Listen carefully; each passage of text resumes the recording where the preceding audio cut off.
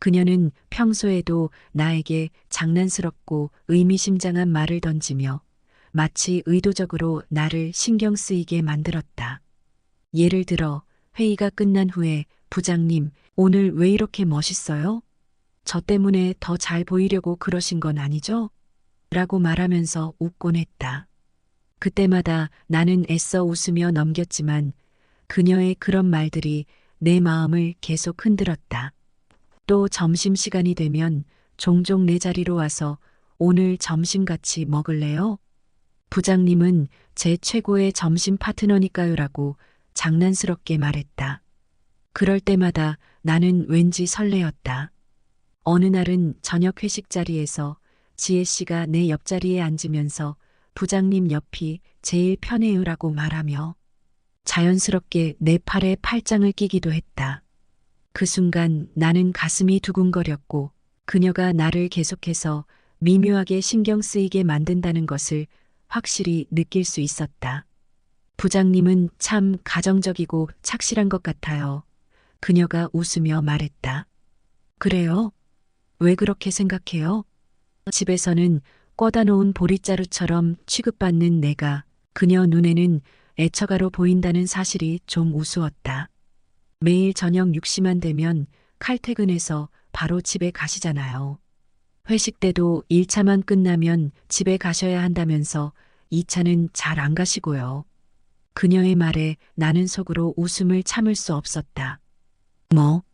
밖에서 특별히 할 일도 없어서 집에 가는 거지, 라고 대답했는데 그녀가 갑자기 장난스러운 미소를 지으며 말했다. 혹시 술 친구 만들 생각 없으세요? 종종 술도 한잔하고 데이트도 하면 좋잖아요. 부장님, 혹시 숨겨둔 애인 있는 건 아니죠? 애인? 나는 크게 웃으며 내 마음속에는 항상 있지 라고 얼떨결에 말해버렸다. 그러면서도 나의 시선은 자연스럽게 윤대리를 향했다. 호호호, 부장님은 애인은 없더라도 마음속에 둔 여자는 있나 보네요. 그녀가 눈치 빠르게 말했다. 그 말에 나는 조금 당황했지만 그녀는 금방 알아챈 듯 했다. 혹시 저는 아니죠? 누군지는 알 수 없죠. 윤대리님일 수도 있는 거 아니에요? 나는 장난스러운 미소를 지었다. 아이, 부장님, 언제까지 윤대리님이라고 부를 거예요? 그냥 편하게 불러주세요. 그럼 뭐라고 부를까요? 지혜 씨라고 부르기엔 조금 그렇고, 나이 차이도 나는데 둘이 있을 땐 그냥 지혜야 하면 되잖아요. 그녀가 서슴없이 말했다. 그러면서 깔깔 웃으며, 그런데 부장님, 애인이 마음속에 있다는 건 대체 뭐예요? 아, 그 애인? 글쎄, 바람을 피운다면 그 사람과 피우고 싶단 말이죠. 그녀는 내 말에 호기심을 보이며 누굴까요? 라고 물었다. 그 말이 신경 쓰였는지 자꾸 나를 쳐다보았다. 나는 그녀에게 농담을 던졌다. 지혜 씨처럼 매력적인 여성이 새벽까지 회식하고 늦게 집에 들어가면 남편이 불안해하지 않아요? 호호. 남편이랑 사이가 안 좋아서 늦게 들어가도 신경 안 써요. 나도 모르게 크게 웃어버렸고 그녀는 내 웃음에 잠시 당황하는 듯 했다. 순간 우리 사이에 침묵이 흘렀고 그 사이 맥주는 다 비워졌다.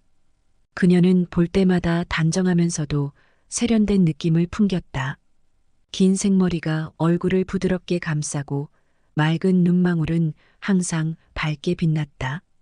그녀의 미소는 누군가를 기분 좋게 만들기에 충분했고 언제나 주위를 편안하게 만드는 여유가 있었다. 스타일도 깔끔하면서도 여성스러웠고 직장에서나 일상에서도 주위를 배려하는 모습이 돋보였다. 성격은 밝고 사교적이었으며 사람들과 쉽게 친해지는 재주가 있었다.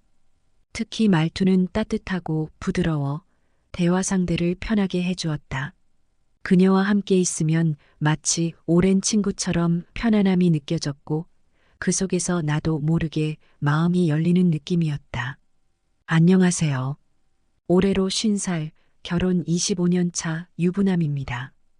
20대 초반 아버지의 사업 실패와 가정 문제로 집안은 급격히 기울었고 저는 대학을 잠시 휴학한 채 군대에 다녀온 후 등록금을 벌기 위해 온갖 일을 해야만 했습니다.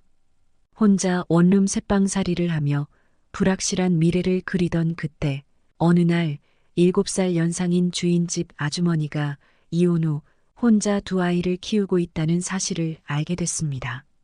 그녀는 그 시절 저에게 한 줄기 빛과 같았습니다. 경제력도 있었고 무엇보다 저를 너무 사랑했습니다.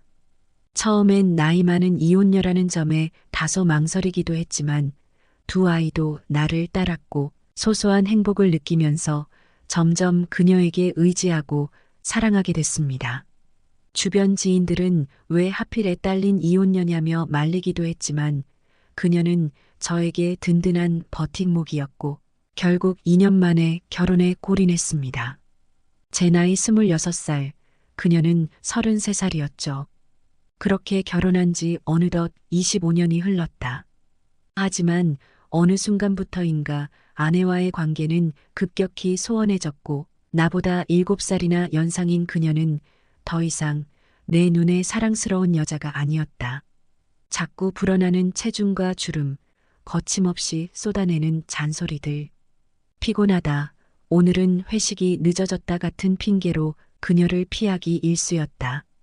아내와의 다툼은 점점 더 자주 일어났고 결국 우리는 1년째 각방을 쓰고 있었다. 그러다 우연히 나도 모르게 바람을 피우게 된 계기가 찾아왔다. 회사에서 늘 웃음이 끊이지 않는 그녀, 윤지의 대리가 내 마음을 송두리째 흔들어 놓기 시작한 것이다. 33살 유부녀인 그녀는 나의 이상형 그 자체였다. 해맑게 웃는 모습에 애교 섞인 목소리로 대화를 이어갈 때마다 가슴이 두근거렸다. 그녀의 결혼 사실도 아이가 둘이라는 사실도 이미 알고 있었지만 이상하게도 그 사실은 내 마음에 전혀 걸림돌이 되지 않았다. 오히려 그런 그녀를 보며 더 설레었다. 3년 전부터 시작된 내 짝사랑은 사무실 안에서만 은밀히 이어져 왔다. 집에선 아내에게 소외감을 느꼈지만 사무실에서는 그녀를 보는 것만으로도 하루가 행복했다. 그녀가 다른 직원들에게 친절하게 일을 가르치는 모습조차 내 눈에는 그렇게 사랑스럽고 멋지게 보일 수가 없었다. 하지만 그녀와 가까워지기란 쉽지 않았다. 그저 멀리서 지켜보며 설레는 마음을 감추기 바빴다. 그러던 어느 날 난 상상도 하지 못했던 일이 벌어졌다. 사무실에서 그녀와 눈이 딱 마주쳤고 내가 당황하며 시선을 피하려던 그 순간 윤대리가 내게 왼쪽 눈을 살짝 감으며 윙크를 하는 것이 아닌가. 순간 심장이 요동쳤다. 저거 진짜 윙크였을까? 아니면 그냥 우연히 눈을 깜빡인 걸까? 혼자서 온갖 생각이 머리를 가득 채웠지만 이상하게도 그날 이후로 내 마음은 그녀에게 더 빠져들기 시작했다. 며칠 뒤 회식 자리에서 윤대리는 평소답지 않게 술을 많이 마셨다. 소주를 2병이나 비운 그녀가 약간 취한 듯 비틀거리며 내 옆으로 다가와 앉더니 술잔을 내밀며 말했다. 부장님, 저 술 한 잔만 따라주세요. 그녀의 달라진 태도에 당황했지만 속으로는 내심 기뻤다. 평소에는 그렇게 단정하던 그녀가 술 기운에 몸을 베베꼬며 교태를 부리기 시작했다. 나도 모르게 그녀를 위아래로 훑어보며 저절로 칭찬이 튀어나왔다. 윤대리, 언제 봐도 참 이뻐. 그녀는 살짝 웃으며 장난스럽게 대꾸했다. 아잉, 부장님 무슨 말씀이세요? 애 둘이나 낳은 아줌만데. 그렇게 대화를 나누던 우리는 어느새 자연스럽게 서로의 거리를 좁혀갔다. 회식이 끝나고 나서 그녀는 나에게 다가와 말했다. 부장님, 집에 잘 갈 수 있겠냐고 물으셨잖아요. 그럼 바래다 주시면 되잖아요. 그녀의 말에 나도 모르게 고개를 끄덕였다. 그렇게 우리는 같은 택시에 올라탔고 그녀는 내 팔짱을 끼며 다정하게 속삭였다. 부장님 고마워요. 그 순간 나는 이미 이성이 무너지고 있었다.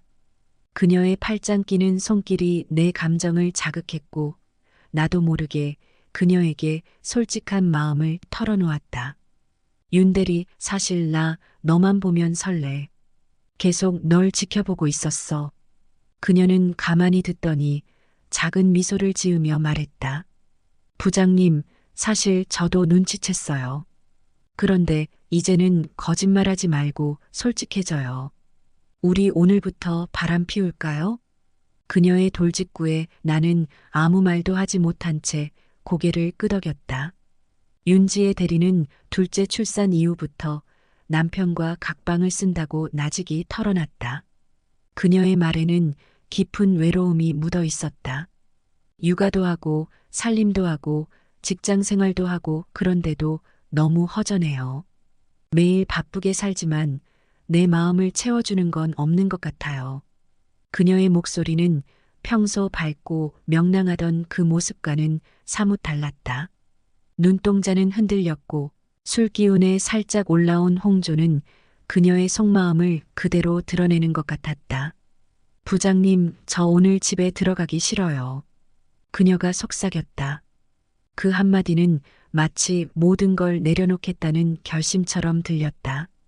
순간 나는 마치 누군가 뒤에서 나를 밀어붙인 것처럼 심장이 뛰었다. 여기서 더는 돌이킬 수 없는 길로 들어서게 되는 걸까? 아니면 이건 잠깐의 잘못된 유혹일 뿐일까? 지혜 씨 괜찮겠어? 오늘 일 정말 후회하지 않겠어? 내가 조심스럽게 물었다. 마음속에선 이 순간이 다가오길 원하면서도 또 한편으론 마지막으로 도덕적 갈등이 꿈틀거리고 있었다. 부장님, 지금만큼은 복잡한 생각하지 말고 그냥 나랑 같이 있어줘요. 나도 부장님이 보고 있단 거 눈치챘어요. 나도 그 시선에 위안이 되더라고요. 나도 혼자가 아니구나.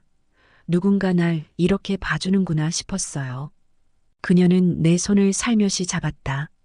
손끝에서 느껴지는 온기와 그 말 속의 진심이 나를 송두리째 흔들었다. 우리는 서로 아무 말 없이 골목으로 걸어갔다. 가로등 불빛이 희미하게 비추는 길, 윤지의 대리는 나를 살짝 바라보며 씩 웃었다. 오늘은 그냥 내가 나쁜 여자일래요. 부장님도 같이 나빠져 봐요. 그 말에 나도 모르게 웃음이 나왔다. 그래, 오늘은 나도 그냥 나쁜 남자일래. 그날 이후 우리는 비밀스러운 관계를 이어가기 시작했다. 사무실에서는 평범한 부장과 대리로, 그러나 그 뒤에서는 마치 다른 세상에 있는 듯 했다. 그녀와의 만남은 단순한 스릴을 넘어선 무엇인가로 변해가고 있었다. 내게는 오랫동안 잊고 지냈던 감정들, 설렘, 긴장, 기대 모두가 다시 깨어났다. 50이라는 나이에 나는 다시 사랑에 빠진 것이다. 윤지의 대리와의 관계는 나를 다시 활기차게 만들었다. 아내와의 불화로 인해 집은 언제나 싸늘하고 무거운 공기로 가득 차 있었지만 윤지혜와 함께하는 시간은 따뜻하고 설렘으로 가득했다. 어느 날 윤지혜가 내게 말했다. 부장님, 이런 관계를 계속해도 괜찮을까요? 우리 둘 다 알잖아요. 이게 얼마나 위험한지.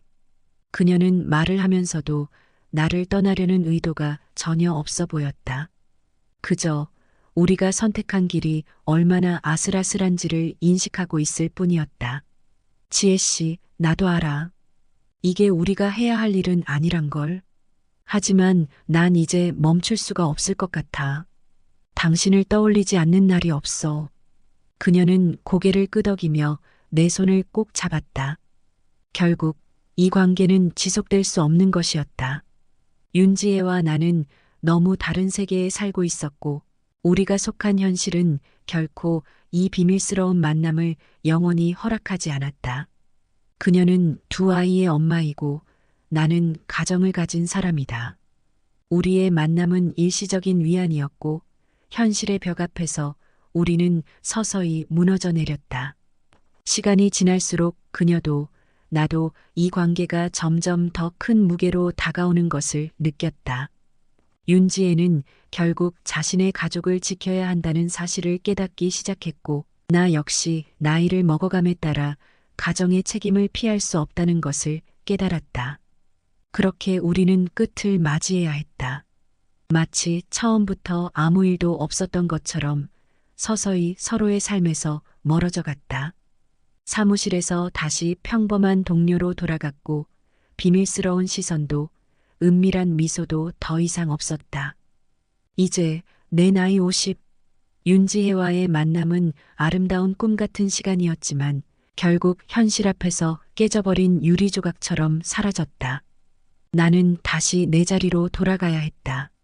하지만 그와 동시에 그 짧은 시간 동안 내가 느꼈던 감정들은 결코 잊을 수 없는 추억으로 남아 내 인생의 한 페이지를 장식하게 되었다. 하지만 아직도 마음 한구석에 의구심이 남아있다. 행복하지 않은 결혼 생활을 단지 주변 사람들의 시선과 사회적 의무감 때문에 이어가는 것이 과연 옳은 판단일까? 내가 진정 원하는 것이 아닌 타인의 기대에 얽매여 산다면 결국 나 자신은 불행해질 테니